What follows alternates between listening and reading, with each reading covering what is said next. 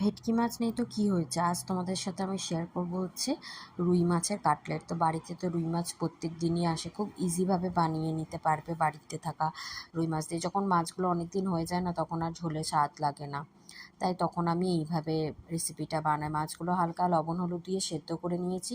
এখানে পেঁয়াজ কুচি, লঙ্কা কুচি আর আদা রসুন বাটা দিয়ে ভালো করে কষিয়ে নেব। জানি অনেকেই বানাতে জানো, কিন্তু আমি যেভাবে বানাই সেটাই শেয়ার করছি তোমাদের সাথে। আর এখানে হলুদ গুঁড়ো, জিরে গুঁড়ো, ধনে গুঁড়ো, লঙ্কার গুঁড়ো আর গরম মশলার গুঁড়ো দিয়ে ভালো করে পেঁয়াজটাতে মিশিয়ে নেব। দিয়ে দেবো বেছে রাখা মাছটা, আর দিয়ে দেবো একটা আলু সেদ্ধ। একটু জল দিলাম, যেটা কড়ার গায়ে লেগে আছে যাতে ওটা উঠে যায়, ভালো করে মিশিয়ে নিতে পারি, মশলার কাঁচা গন্ধ লাগবে না হলে।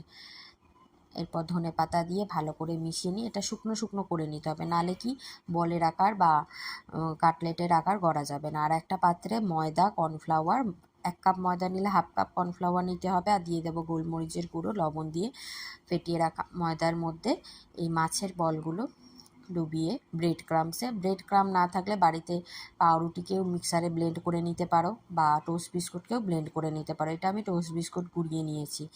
এইভাবে ভেজে নেব, এক এক করে গুঁড়ে নেব প্রথমে সবগুলো। এটা ফ্রিজে 1 সপ্তাহ মতো রাখাও যায়। এরপরে তেলটা প্রথমে গরম করে নিতে হবে, তারপরে মিডিয়াম টু লো ফ্লেমে রেখে বড়াগুলো ভাজতে হবে, কারণ বেশি চড়া গরমে ভাজলে ওপরটা পুড়ে যাবে, ভেতরটা কাঁচা লাগবে। এইভাবে ভেজে নেব, দিয়ে সার্ভ করো কাসুন্দি